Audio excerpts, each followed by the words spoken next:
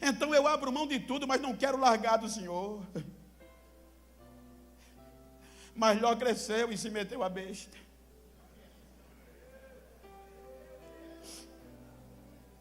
Eu estou falando isso porque eu estou numa GO. E eu digo isso debaixo do sangue de Jesus até hoje. Eu tenho 26 anos de Assembleia de Deus. Quando Deus começou a me usar, eu digo isso porque o meu pastor fala em público. Ele diz de público em reunião que foram procurar ele e dizer: tenha cuidado com o Bento, ele está crescendo mais do que o senhor. E o meu pastor dizia para essa pessoa: se o Bento crescer, eu cresço junto com ele.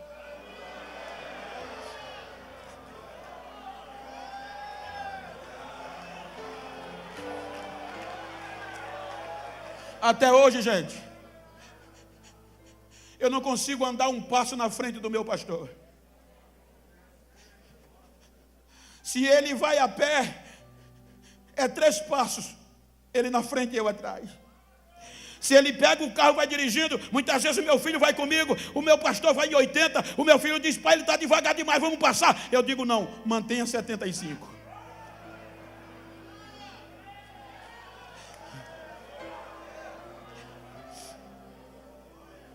Mas Ló não teve essa sensação e disse não, ficou quieto.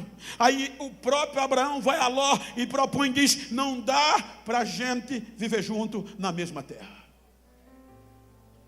Veja a convicção de integridade deste homem.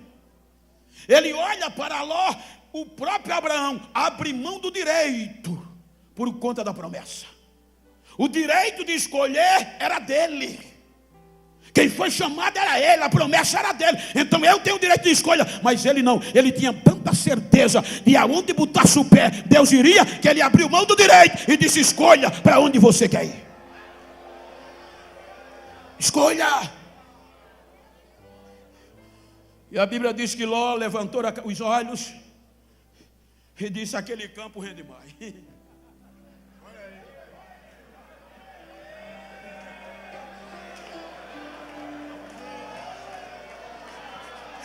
Aquele campo é mais verdejante.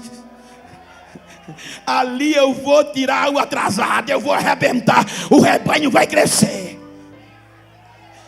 E o que sobrou para o homem, para o íntegro, o deserto. Aqui começa uma das crises pontuais que mexeu na alma. A responsabilidade de Ló pertencia a Abraão, porque o irmão morreu, o pai morreu. Você é carne da minha carne e sangue do meu sangue. Então venha para o primeiro golpe de quem não se esperava, a quem eu estendi as mãos. Cresceu por mim e levantou o calcanhar contra mim. Levantar o calcanhar é dar coice.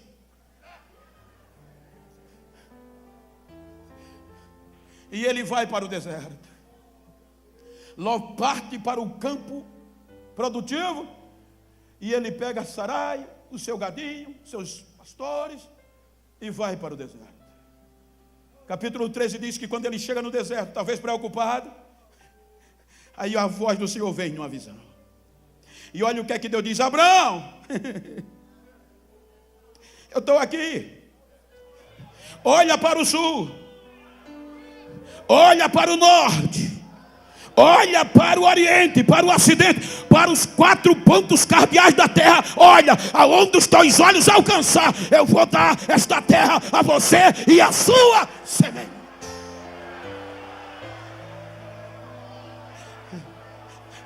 Quem tem chamada pode ir para cima da pedra, monte uma tenda que dá certo lá. Veja que aqui no capítulo 13... a Bíblia diz no versículo 18 que Abraão levanta outro altar e sai renovado do capítulo 13. Quando ele chega no capítulo 14,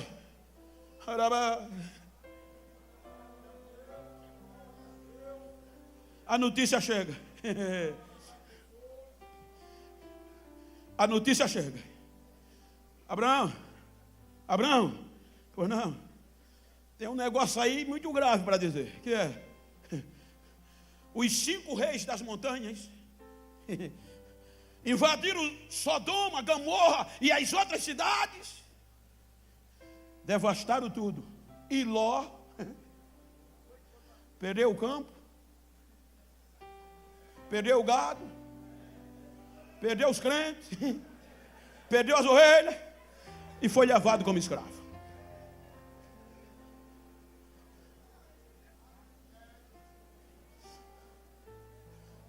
O que você faria? Não é comum na nossa época, talvez Genival Bento tenha dito bem feito.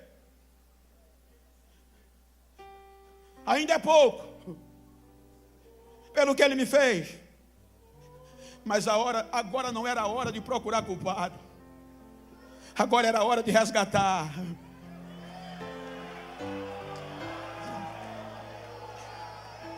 Agora era a hora de levantar o que caiu.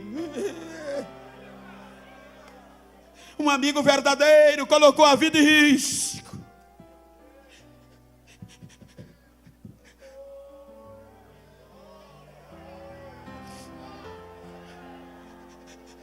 Não é assim que muitas vezes nós estamos nos comportando, procurando matar um ao outro, porque nos feriu, porque nos causou drama, causou ferida. Não, filho.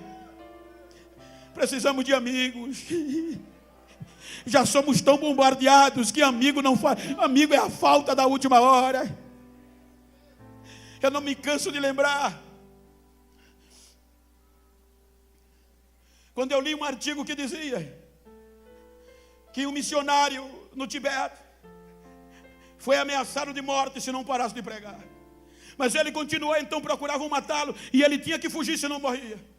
Só que era nevasca na época. Ou ele ficasse, as armas o matava. Se ele fugisse, a probabilidade de sobreviver era quase 0% por causa do gelo e da neve. Então ele resolveu enfrentar o gelo. Quando ele andou alguns quilômetros na nevasca, viu um homem caído, coberto de neve. A razão disse: passa direto, tu não conhece, e vai perder força. O coração dizia: faz um amigo, ajuda ele. Aí o coração venceu, ele abaixou-se, tirou a neve de cima do homem, só balbuciando, pegou o homem, colocou nas costas e saiu caminhando na neve, transpirando, suando. O seu suor molhava o homem, mas ele ia perdendo força. Antes de transpor a nevasca, ele cai sem força, com o rosto no gelo, e o homem cai por cima. Ele já não tinha forças nenhuma para sobreviver. Mas quando ele caiu, o suor que ele transpirou aqueceu o homem que vinha nas costas. Quando os dois caíram, o que vinha nas costas ficou de pé, olhou para ele e disse: agora quem vai te carregar sou eu. Colocou ele nas costas e os dois saíram do outro lado. Se você puder, diga para quem está ao seu lado: quer ser meu amigo assim? Diga: para ver os meus defeitos já tem muito. Eu preciso de carona quando a crise chegar.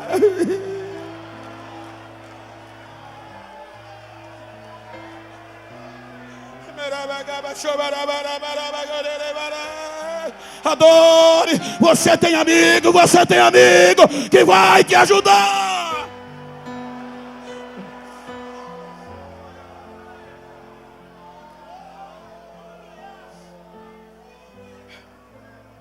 Ele vai, 318 homens de guerra, enfrenta 5 reinos. Não me pergunte como, é muita valentia, só Deus. Derrota os reis, toma os despojos. E o escritor destaca: e ele resgatou Ló, sua mulher e seus filhos, e trouxe e devolveu o campo para ele.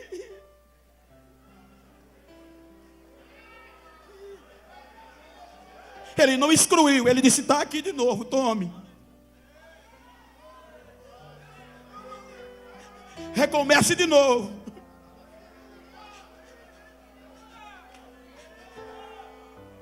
E termina o capítulo 14. O capítulo 14, gente, termina com a probabilidade de façanhas. Porque qual é a alegria de um marido? quando é bem sucedido, chegar em casa e dizer à esposa o que aconteceu. Muitas vezes eu viajo, toda noite eu tenho que ligar para casa. E às vezes quando eu chego, a mulher já está esperando como é que foi. Teve almas? Quando eu digo não, ela está fraco. Quando tem, eu aviso primeiro do que ela pergunta. Eu foi bom. Então quando Abraão volta, que chega na tenda, a perspectiva de alegria era dizer a Sarai: você não sabe o que aconteceu. Mas só que a notícia chegou primeiro. E quando ele chega na tenda, Sara estava revoltada. Mas entre linhas, Sarai estava revoltada. Ele investiu tudo, salvou o seu sobrinho, seus filhos. Aí veja que termina o capítulo 14 com uma frustração. Porque Sarai dizia: cadê o filho que você e seu Deus me prometeu? Vão se fazer 10 anos. E até aqui nada. Cadê o filho? E é melhor você ter 10 mil problemas lá fora do que ter um problema com a esposa. É verdade. Quer perder o dia, crie problema com a esposa. Veja que o negócio ficou tão sério que ela conseguiu convencer Abraão de que Deus estava tardando e estava errado. E a ameaça de Sarai amedrontou e enclausurou Abraão de uma forma que o capítulo 15 apresenta um dos maiores desânimos na vida deste íntegro que Deus escolheu. Quando começa o capítulo 15, ele começa numa frustração tão grande que Deus resolve fazer o sobrenatural para ele acreditar. Veja que o negócio estava tão feio que é a primeira vez na história e uma das únicas que ele questiona Deus. Quando Deus começa o capítulo 15, que viu ele desanimado, aí Deus já vem dizendo: Abraão, tenha medo não, eu sou o teu escudo, eu sou o teu grandíssimo galardão, a promessa ainda está de pé, eu vou fazer de você uma grande nação.